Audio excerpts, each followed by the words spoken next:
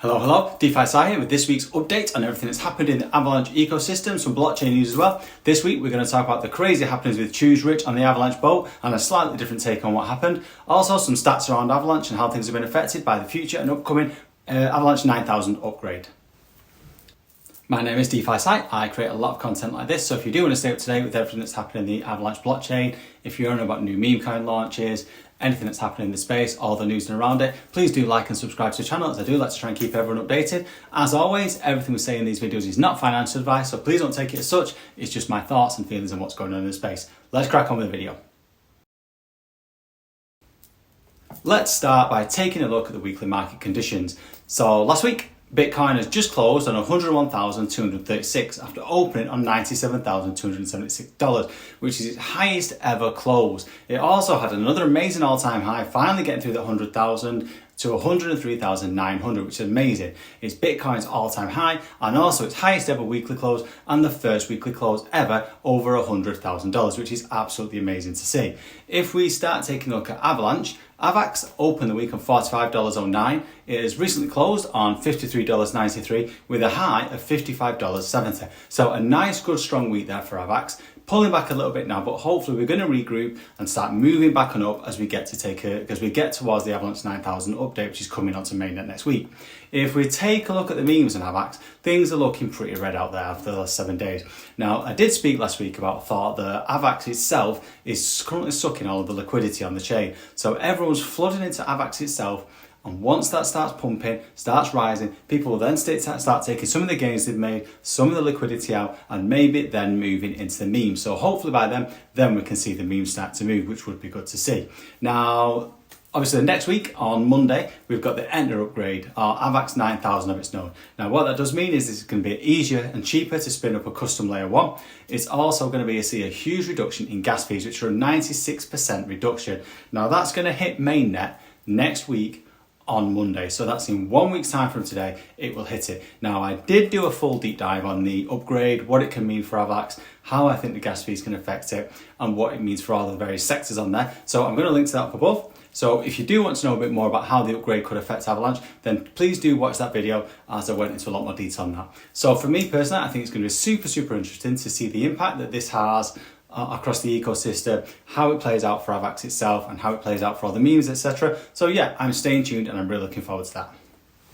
Now, there are some big flashes of green that we can see if we look across the meme ecosystem on Avalanche. There's not much, like I said, it's mostly red, but if you take a look at Magin was up just over 84% over the last 7 days, which is amazing to see. There was also the Wabbit Token, which I did speak about last week in their launch and explained a bit more how it's going to be, which is a new meme coin that's launched on Avalanche, and it was launched with the promise of being a super fair launch, no insiders, no cabal, etc. A super clean, super fair launch, which is their thing, and they seem to do really well. There was a lot of happy talk about the launch. People that got in seemed really happy, and it seemed very well received. So, like I said, the launch went really well, and that's really good to see. When they launched, they had their initial pump on launch, and it rose all the way up to a high of 0.00456.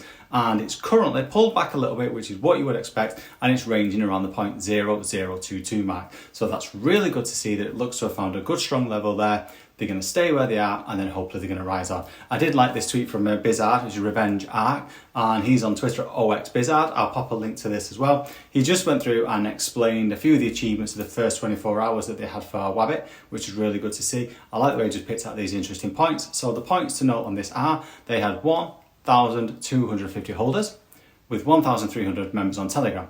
They had 2,600 members on Twitter, and it went up to a 2 million market cap in 2 hours. Again, it's pulled back a little since then, around 1.7 million market cap now, but still good to see. He also mentions how they've got a great community and a beautiful website. So for me personally, a big well done to Fabio and the team for this, a really super good and a super clean launch. One other chart that caught both mine and a few others' eyes this week is the chart for Apex. Now, Apex is a DEX on Avalanche. that's great for launching tokens, etc. They've got loads of staking, and Apex is the native token of the Apex deck.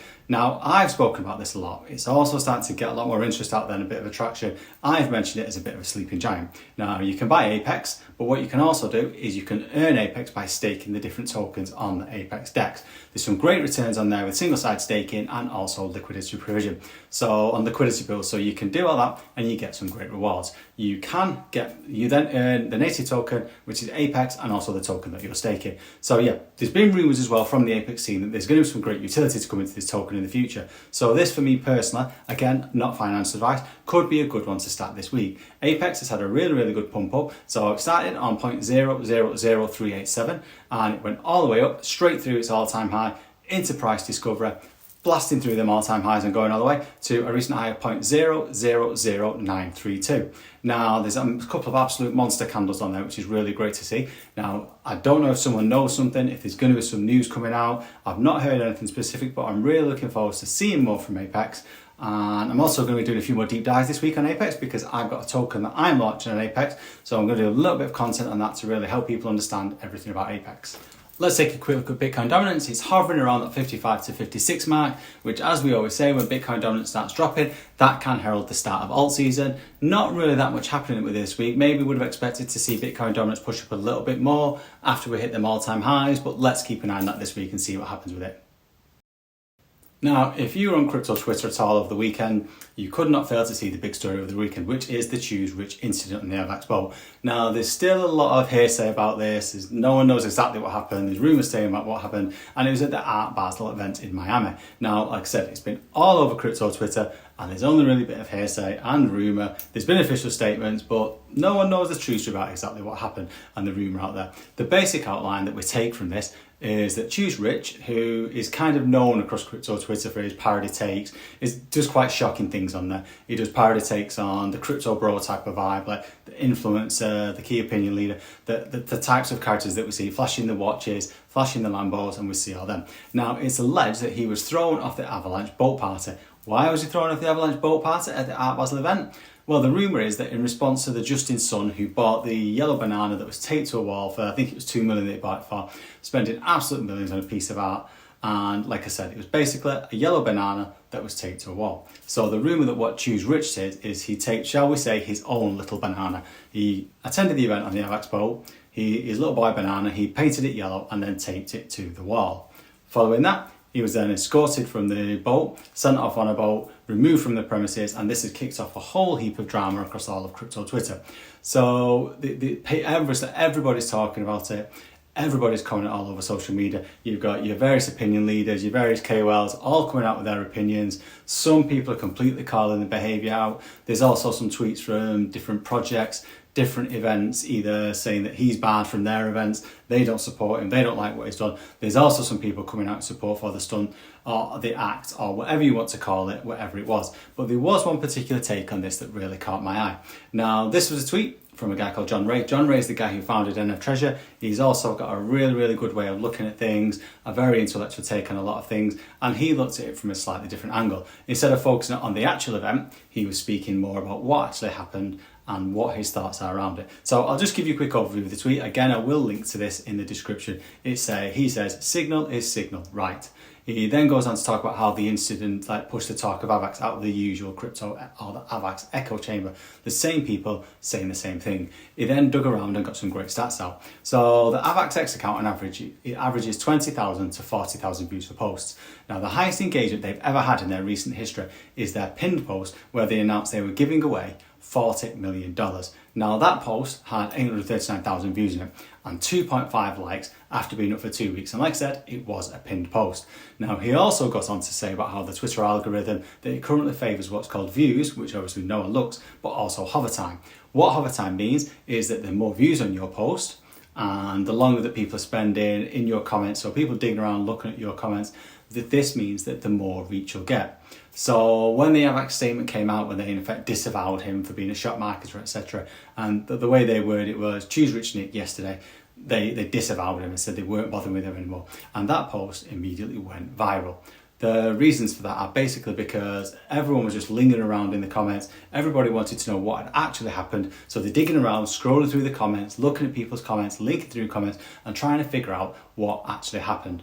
As John says, it was FOMO voyeurism at its finest. So that's his take on it anyway. And the basic thing is that people were saying, did Choose Rich choose what it was rumoured? Did he actually do what it was rumoured to do?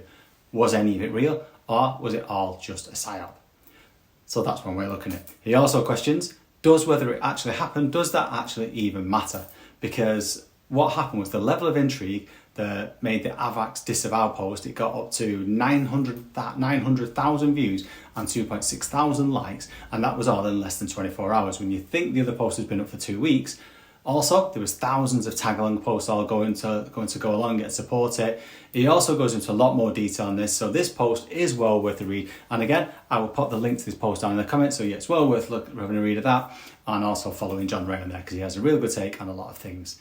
And also, he kind of closes this out by saying that when you think of all this and you look at what it's created, does the actual event, does that even matter? Because what's happened since this is everyone is talking about Avalanche, which beforehand, maybe they weren't, it was known for different things. So, I mean, John asked what you think about that. I'd also like to know what people think about that. Do you think this is a good thing, or do you think this is a bad thing? Any thoughts on it? Pop them on, let me know in the comment, and let's have a chat about it, because I always think it's super interesting when a chain like Avalanche, that's maybe known for different things, does something like this, doesn't do something like this, and gets us into mainstream media. On to gaming now, which as we know is a huge sector for Avalanche, and one that's set for even more of an increase in transactions when you can launch your own layer ones. All of these games are launching on layer ones. It's also expected to see a huge gains flow in the 9000 upgrade, especially when you're taking lower gas fees. Now, I did do a video where I spoke all about 9000 in detail and the projected gains in the sector, so that will be linking up there right now. So if you do want to know some more about what's going to happen with these new games and how they can affect Avalanche, jump on and watch that video. So the first one, or one that came out this week that's built on Avalanche, is a game called Shatline. Now, what Shatline is, it's an FPS roguelite shooter game, and it went live on December the 5th. Now, the game is out on Epic Games, and again, I always say this, I am not actually a gamer, but this one looks seriously good, which is what we like, the quality of the games. It's also seeing what we like again, which is all of the streamers streaming their online gameplay and really generating the hype about a game that's built on a custom Avalanche Layer 1. So that's amazing to see. Onto one other interesting tweet that caught my eye this week, and it's this OX Allen tweet. So he shows some details on there, and he also explains about the uptick in both TVL and volume that has been seen on the Avalanche blockchain recently. Now, we can see from looking at this that TVL has a long way to go to reach its highs of 2022, but volume on chain is not that far off, which is amazing to see. So we're starting to see a lot more volume on chain, a lot more things happening, which is what we love to see. And again, this is something super interesting to keep an eye on as we launch the 9000 upgrade. As that comes next week, let's see what these numbers are going to do with that. How much is the volume going to uptick? How much is the TVL going to uptick? So yeah, this is another great tweet to look at, and I'll pop a link to that tweet in the comments, as these things are really worth looking at and really looking at keeping an eye on. And hopefully these upswings are going to bring on what we say, which is the start of the great rotation to the red chain. That's pretty much it for this week. Going to keep it short and sweet for you because the last few videos have been dragging on a bit. I hope you've enjoyed that video this week. My name's DeFi Sai. I do a hell of a lot of work in this space, so if you do like this type of content, the Avalanche content, the educational content, please do jump on and like and subscribe. I'll also be doing a lot more content this week because I'm actually launching a meme coin, which I'm super excited about. So if you want to know about new meme coin launches, everything that's going on with that, all the details are secret for now, but I'll pop the link to it in the X. If you do want to know, jump onto this account, the redacted till further account. The content's starting to ramp up now with all the memes going out there, and I'll be announcing the full name, the ticker, everything coming up this week and when we're launching an Apex. And yeah, if you do like this type of content on the Avalanche ecosystem, on crypto as a whole, jump on and please do like and subscribe. Peace out, good vibes.